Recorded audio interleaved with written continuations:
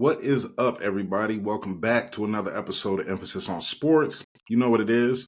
I'm your host, Damon Anthony. We're about to kick it, just talk about sports. Look, do me a favor. Like and subscribe if you're new. Join us on all streaming platforms. We're available a little everywhere. Apple, Amazon, Spotify, iHeart. Just check us out, man. All I usually do, kick it about sports. The rest of the stuff doesn't matter to me. I don't care about people's lives, people's personal lives. Between the lines, you dig? Between the lines. That being said, I also know my last post had some technical difficulties on TikTok. Get those fixed, get some more information out to y'all. Y'all just go ahead, check it out. Stay with me, rock with me. All right, let's talk about sports. First things first, congratulations to the Milwaukee Bucks for winning the second inaugural in-game tournament for the NBA. Still not really a huge fan of it. I mean, do we really need to do something to get players active and really wanting to play during the season? Isn't it the season? But I do like the floors. I really wish they would keep those floors just all year. A lot of those floors, they highlight things about the city, about the area. I think that's actually kind of cool that every floor doesn't look the same. I doubt that they'll do that, but I think it would be a really good look all in all for the NBA. But shout out to the Bucks, knocked off the Oklahoma City Thunder. The Bucks are looking like they're starting to actually come together a little bit. They look like Dame and Giannis are starting to figure each other out, and Dame's figuring out the best time to push the button and the best time to fall back. That's going to be nothing but a problem for the rest of the East if they really can figure that out. So let's just see how the season goes. One of the big topics in the NBA has been that they've changed the All-Star game. They're now doing some weird 3 teams plus the Rising Star team.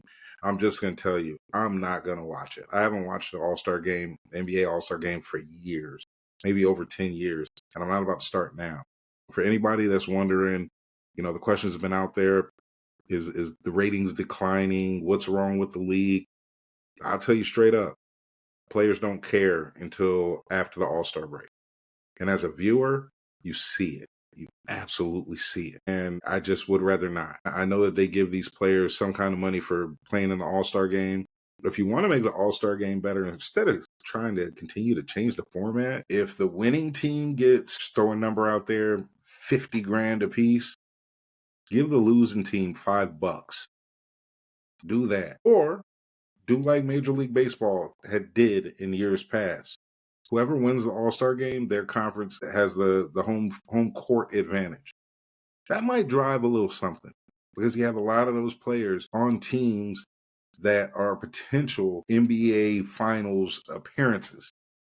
How about you change it like that? All of this pick a team and all this is, you do whatever you want, but if players don't really care, or if they're only going to care the last 5 minutes of the game, I'm sorry, that's not the brand of basketball I like to watch. I like to see competition. If not, I can just, I don't know, I can watch anything. That to me was really dragging down the NBA all in all. I mean, from players, sitting these second game of back to back, so we're complaining about there's too many games, to all of this stuff. Like, look, listen, you had players that came before you that played. Some of them had very long careers. Some of them played upwards of 75 games a year. So can y'all. So can y'all. I'm not going to highlight anything like a lot of people would. I'm just going to say, man, like, can we just roll the ball out there and hoop and play hard games? If you want people to start watching the NBA all the time again, I think that's the way to go. I absolutely think that's the way to go. All right, moving right along. Let's talk college football. So we know that the college football playoff bracket came out. We have a couple games this weekend, first round of games. We're going to have one game on Friday. That's going to be Notre Dame and Indiana. That, out of all of these first games, that's the game I'm really the most interested in seeing. I'm just seeing Indiana in that space. And then against Notre Dame, that's very much an in-state, let's see who's the biggest, baddest on the block game. Love those to death. Indiana's playing Notre Dame on Friday, 8 o'clock. Current line is Notre Dame -7. I'm going to go ahead and why wouldn't I? Let's go Indiana Hoosiers. I don't know who's going to win the game. I'm hoping Indiana wins the game, but I really like that cover, especially 7.5. Indiana has put up some numbers this year. So that 7.5 is going to be kind of iffy. All right.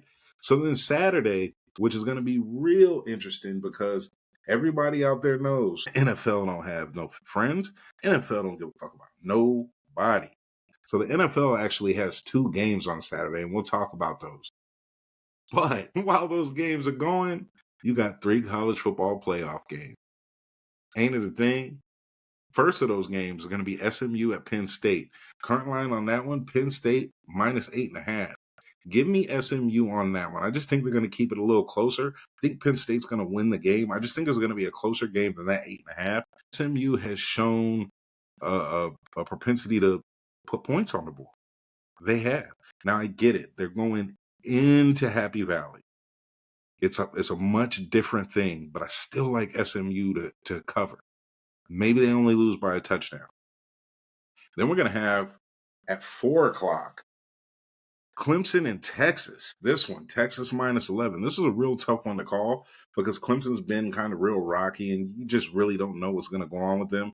But give me Texas. Give me Texas to cover this 11. I know, there's a lot of things going on in Texas. They're going to want to put up points. They're going to want to keep going. They're at home. You're going to see a lot of them hook 'em horns, all of that BS. Texas to cover that 11. Last game on Saturday is going to be Tennessee at Ohio State. This one's going to be a doozy, I'll tell you that. Current line is Ohio State minus 7. Give me Tennessee. I like Ohio State to win this one, but I like Tennessee to cover and play a really good game. I wouldn't be surprised if they won. Now, looking at these games also, winner of Clemson and Texas, they're going to play Arizona State in the Peach Bowl. The winner of Tennessee and Ohio State is going to play Oregon in the Rose Bowl. That's going to be a doozy. I'm going to be in LA. I really want to go to that one. If some things fall right, the SMU Penn State game, winner of that has Boise State. That one's going to be, I'm going to have eyes on that one.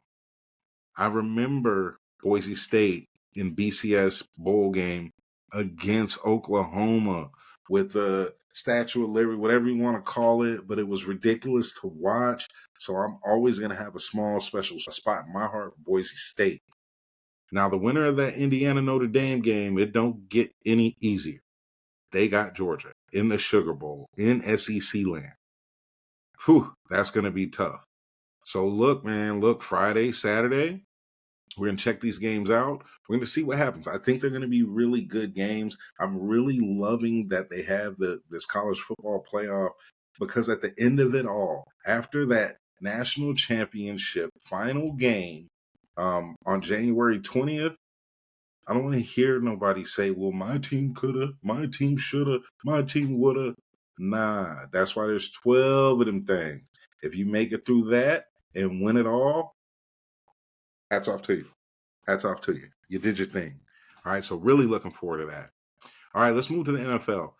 Week 15 wrapped up night before last. Let's talk about it. Let us talk about it. Now, last pod, I did talk a little bit about the Rams-San Francisco game, 12-6, just a disgusting game. That's all I'm talking about there. Both of them teams. Rams have a chance. Niners properly cooked. Stick a fork. Maybe stick 2-3 forks because they are cooked. All right, let's move on to the Sunday game. Now, we saw Kansas City knock off Cleveland 21-7. Biggest thing from this game, Patrick Mahomes seemed to tweak his ankle. Currently, he's had back-to-back days of full practice, so I don't think that's really going to hurt him too much. But I tell you what, if they win this week, he may have to sit for these last couple games because there may be enough space in between them and Buffalo. Rest your guys. Rest your guys. Get everybody 100% healthy, 100% ready to go. On the Cleveland side of things, we saw the benching of Jameis Winston. Now, I've said all season to my Cleveland people, you get 2 sides of Jameis Winston. He may throw you 30 ridiculous touchdowns. He might throw you 30 ridiculous picks, too. That's kind of what we saw. So we kind of got what I think what the people outside of Cleveland knew was going to happen with Jameis. Then you had Cincinnati knock off Tennessee 37-27. Nothing too heavy from this one. Both of these teams are on the outside looking in. I know Cincinnati has a mathematical chance, but let's be real. Let's just be honest about that. Joe Burrow continues to go out there and shine, looking more and more like Dan Marino to me. Say what you want. That's Joey Marino. All right. Then we had the Washington Commanders knock off the New Orleans Saints 20-19. This one had some significance because it keeps Washington in the playoffs.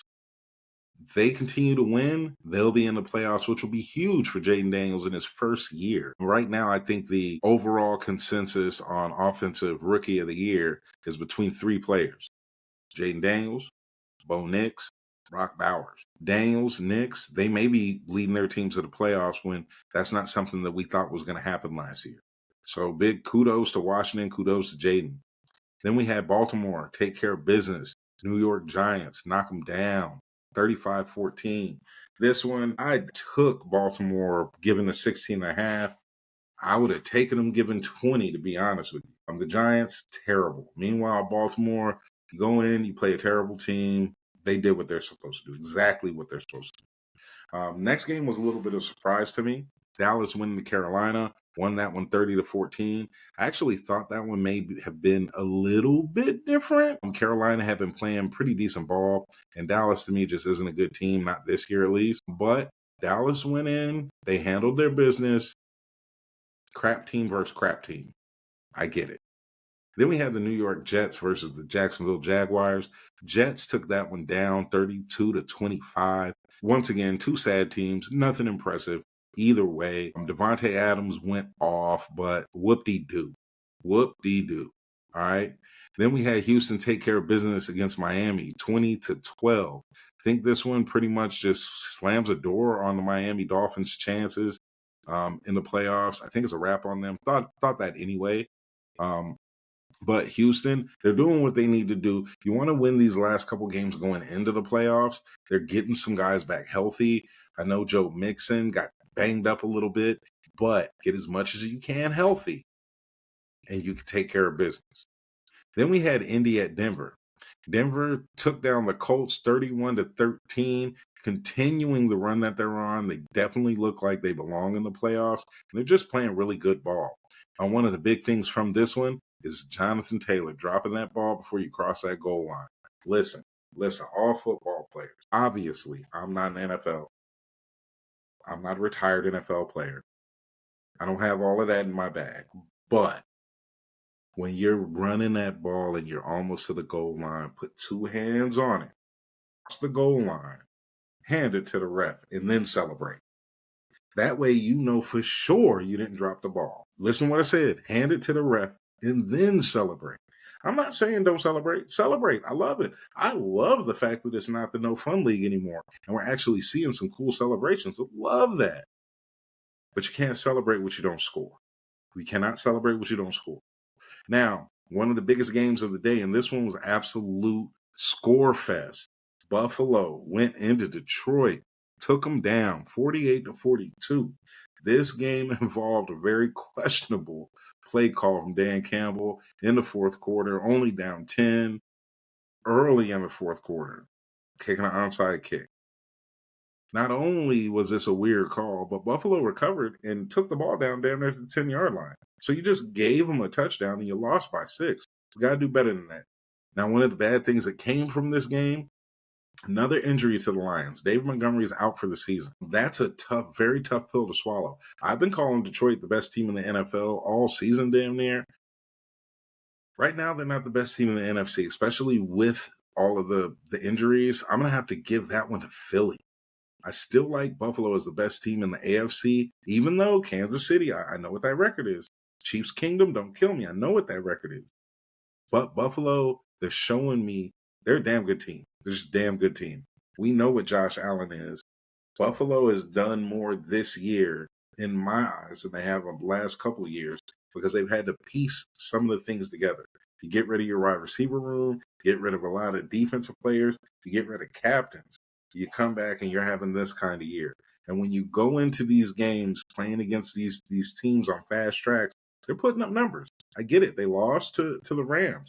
Still put up 42. This week put up 48. Crazy numbers. Crazy.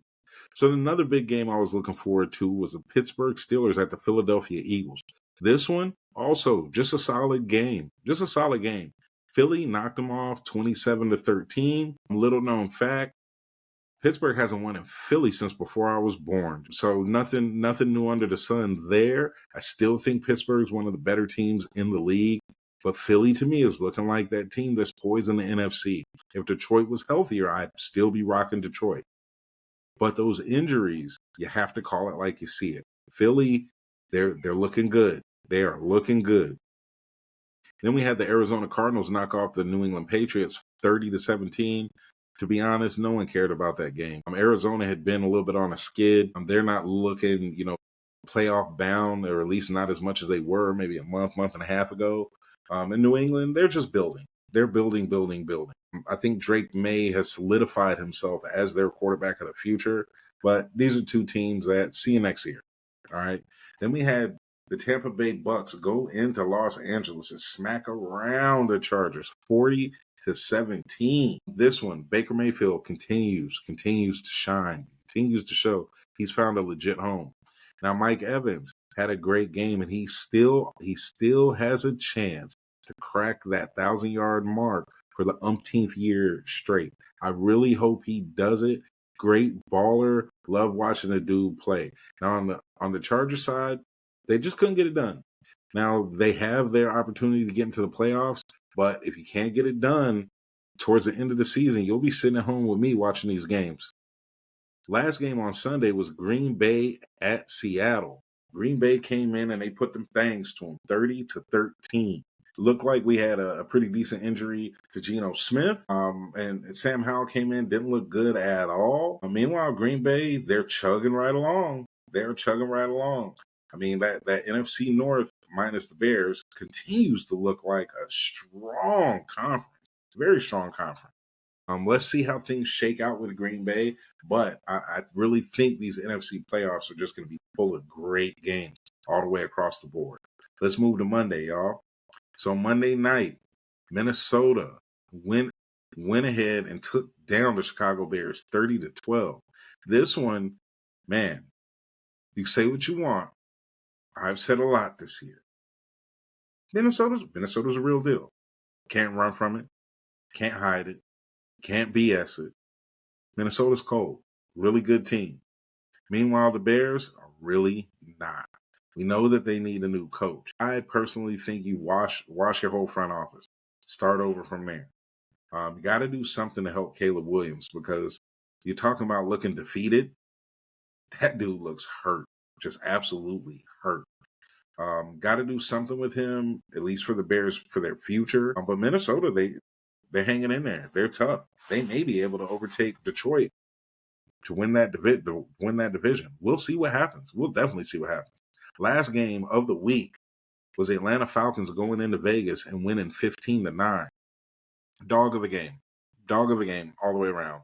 Not much to say here at all. Neither one of these teams look really good. I know Atlanta won, but hey, Kirk Cousins, go ahead, sit on that bench.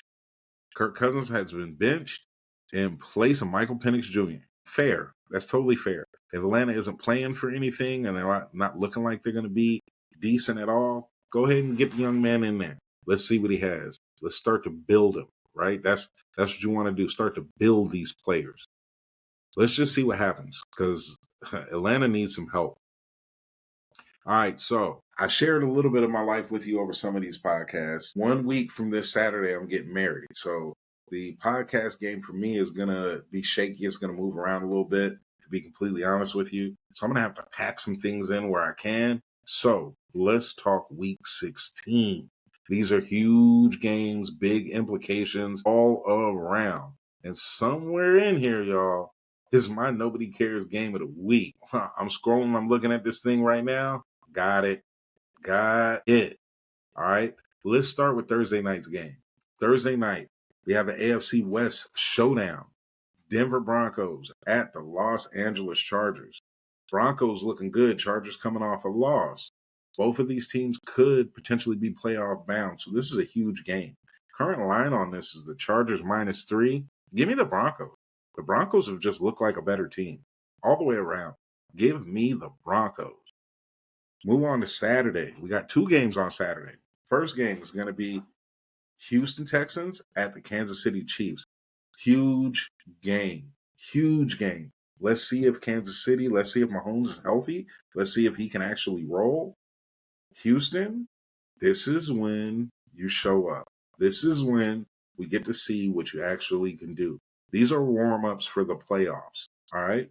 Current line on this one is Kansas City -3.5. Give me Houston. I don't know if Houston's going to win or not, but that 3.5, that half a point, I like Houston right here. Second game on Saturday. This one's going to be a doozy. I can't wait to get home, kick my feet up, maybe start the fire, crack a brew, then I got to have it. Pittsburgh Steelers at the Baltimore Ravens. This one's going to be one hell of a game. Current line on this one is Baltimore -6.5. Give me Pittsburgh. Pittsburgh's coming off a loss.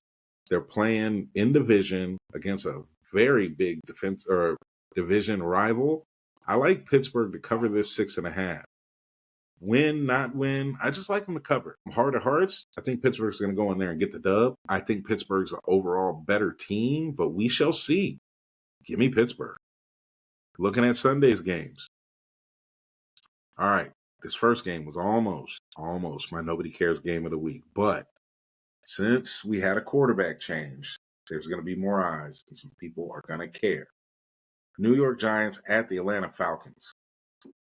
Current line on this one, Falcons -8.5. Looks like we're going to have Drew Lock versus Michael Penix Jr. Ugly game. Give me Atlanta. They're going to be home. Michael Penix is starting. They're going to be hyped. The place is going to be absolutely rocking. And the Giants are terrible. Giants, Falcons, Atlanta -8.5. Give me the Falcons all day. Then we're going to have Detroit at Chicago. Current line on this one is Detroit -6.5. Even despite the loss to David Montgomery, give me Detroit. They're not good. They're sad. They're not a good team whatsoever. Give me Detroit. Detroit, they're going to have to rebound off of this loss that they just had. I think they are going to rebound. I think they're going to come out and beat the shit out of the Bears. I really, truly do. I think this is when we're going to see Jahmyr Gibbs just go ham over these next couple weeks. That's what I'm expecting at the very least. Then we're going to have another AFC North battle. This one is always a big battle, no matter what. Usually these two teams suck, but it's always a good game. Got the Cleveland Browns at the Cincinnati Bengals. Current line on this one, Cincy -7.5. Give me the Bengals. Cincy's been putting up numbers the last couple weeks. Meanwhile, Browns, not good. Just not good. I'm not even going to go into it. Just not good. All right. Give me Cincy -7.5. Then we got an AFC South matchup. Tennessee Titans at the Indianapolis Colts. Current line on that one is Indy -3.5. Tuffy. Give me the Titans. This week, Mr. Will Levis is going to have to ride the pine. Mason Rudolph is starting.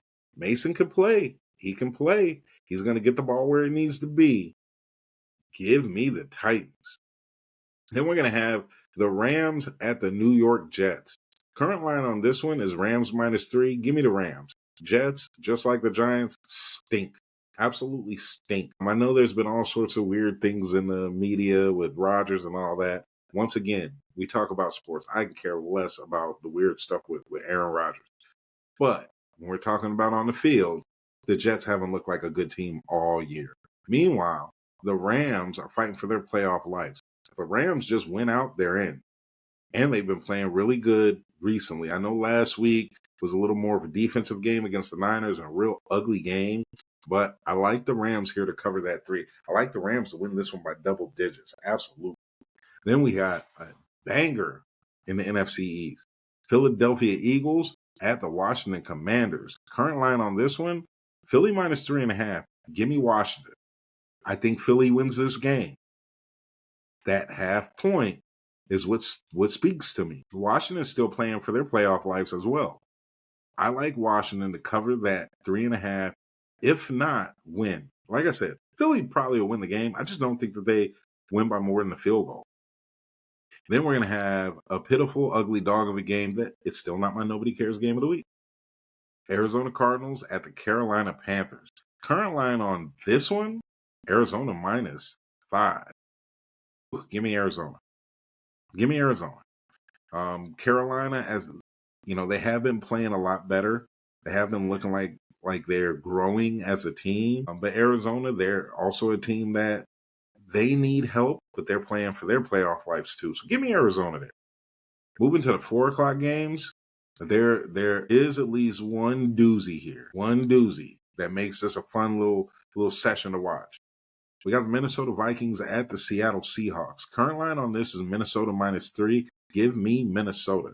Seattle, they do not look like a good team at all currently. They look a little bit sad. And then, let's see the health of Geno. Let's see the health of their guys. Meanwhile, Minnesota looks for real. You can say what you want to say, but to be this deep into the season, got 2 losses, they're playing good ball. They're playing real good ball.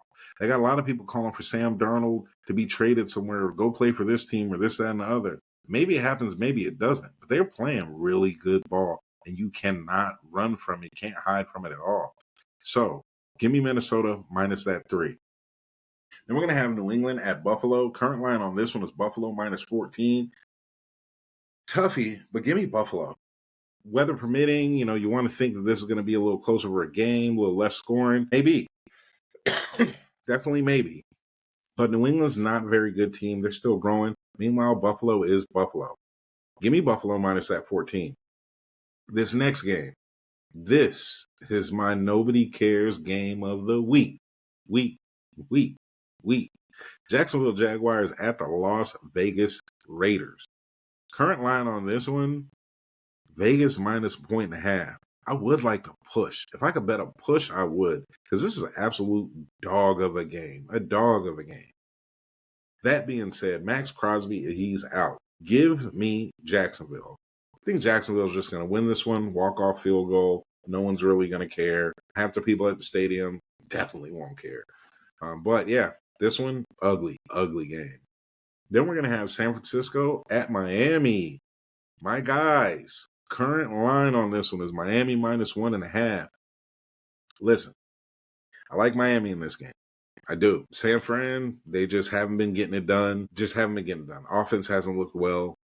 Nobody's really looked like they're playing great ball except for maybe George Kittle. I know we got some guys back on defense, but the team's just not very good. I think it's time really, especially after this week, let's sit some guys. Let's sit a bunch of guys. Let's make sure we get all of our people that are under contract to have those little tweaks. Fred Warner, even Dre Greenlaw. Let's go ahead and have a seat. Let's get you back all the way healthy. Let's not do anything that can risk you getting more injured. Now on the Miami side, we know Miami's offense has looked a little better since Tua has played, but you take a slug at this point, you're through. This is going to be Mike McDaniel up against, his old coach, Shanny. Let's see what happens there. But I like Miami to cover this 1.5 and to win. San Francisco looks sad. I like Miami to go ahead and take this one down. Then, Sunday night game. Tampa at Dallas. Current line on this one, Tampa -4. Give me Tampa. Let me tell you how sad the Dallas Cowboys are. Let me tell you this. All right. So this game is in Dallas. Sunday night. Against a team that won their division last year. Tickets are starting as low as $20. That tells you that Dallas Cowboys, not only are they out of it, but they're not good at all. Meanwhile, Tampa just has to keep chugging along. They'll wrap up their division. Let's move on to the playoffs. Give me Tampa minus this 4. Monday night's game. New Orleans Saints at the Green Bay Packers. Current line on this one, Green Bay minus 14.5. Give me Green Bay. They're outside. They're in Green Bay. New Orleans does not look like a good team. I know Desmond Ritter's going to have to start. They're going to beat up on him. Definitely. Or Spencer Rattler's going to start. Whoever it is going to lose. That's all there is to it. And lose by a lot. Give me the Packers. All right. So we're going to wrap up this week. I will see you back this weekend, hopefully. Brothers get married. Pray for me, y'all. All right. Until next time, be good or be good at it. I will holler.